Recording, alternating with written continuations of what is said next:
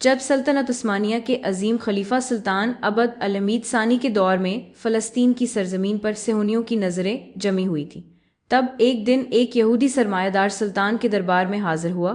وہ ایک نہایت چالاک اور مالدار شخص تھا جو اپنے ساتھ دنیا کی سب سے بڑی پیشکش لے کر آیا۔ اس نے سلطان سے کہا کہ ہم تمہاری سلطنت کے تمام قرضے ادا کرنے کو تیار ہیں، تمہاری معیشت کو سنبھال لیں گے، کروڑوں ڈالر تمہارے خزانے میں ڈال دیں گے، صرف ہمیں ایک اجازت دے دو کہ ہم فلسطین کی سرزمین میں اپنے یہودی بھائیوں کے لیے رہائش اختیار کر سکیں، وہاں اپنی بستیاں بنا سکیں۔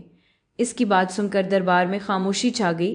سب کو لگا شاید سلطان اتنی بڑی رقم دیکھ کر سوچ میں پڑ جائیں گے، مگر سلطان عبد الحمید کی آنکھوں میں ایک غیرت ایمانی کی چمک پیدا ہوئی۔ انہوں نے نہ دولت دیکھی نہ دنیا، صرف امت مسلمہ کا مستقبل دیکھا۔ انہوں نے فرمایا کہ یہ زمین میری نہیں، امت محمدیہ درود صلی اللہ علیہ وآلہ وسلم کی امانت ہے، میں اسے کبھی کسی قیمت پر نہیں بیچ سکتا۔ اگر میری سلطنت بکھر بھی جائے، اگر میں تاج و تخت سے محروم بھی ہو جاؤں، تب بھی میں اپنی امت کی امانت کو یہود کے ہاتھوں میں نہیں جانے دوں گا۔ تمہارا سرمایہ میرے لیے زہر ہے، کیونکہ تم اس کے ذریعے قبلہ اول پر قبضہ کرنا چاہتے ہو۔ یہودی سوداگر نے پھر نرمی سے کہا کہ ہم زمین نہیں مانگتے، صرف اجازت چاہتے ہیں کہ اپنے لوگوں کو وہاں آباد کر لیں۔ سلطان نے سخت لہجے میں فرمایا کہ فلسطین کا 1 انچ بھی فروخت نہیں کیا جا سکتا، کیونکہ وہ اسلامی خون سے سیراب ہے۔ جب تک عثمانی تخت موجود ہے، کوئی یہودی وہاں رہنے کی اجازت نہیں پائے گا۔ پھر انہوں نے حکم دیا کہ اس شخص کو فوراً دربار سے نکال دیا جائے۔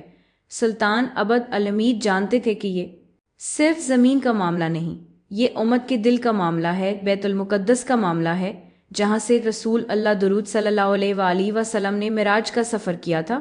وہ جانتے تھے کہ اگر آج 1 انچ زمین بیچ دی گئی تو کل پورا فلسطین چھن جائے گا۔ ان کے درباریوں میں سے بعض نے کہا کہ سلطان، یہ بڑی رقم ہے، سلطنت کے قرضے اتر جائیں گے، عوام خوشحال ہو جائیں گے۔ مگر سلطان نے فرمایا کہ میری سلطنت اگر ایمان بیچ کر قائم رہ سکتی ہے تو ایسی سلطنت کو زوال ہی بہتر ہے۔ تاریخ نے گواہی دی کہ چند سال بعد واقعی سلطان کو ہٹا دیا گیا، مگر ان کا ایمان نہ بکا، ان کا ضمیر نہ جھکا۔ وہ تخت سے اترے مگر غیرت اسلامی کا تاج سر پر لیے دنیا سے رخصت ہوئے۔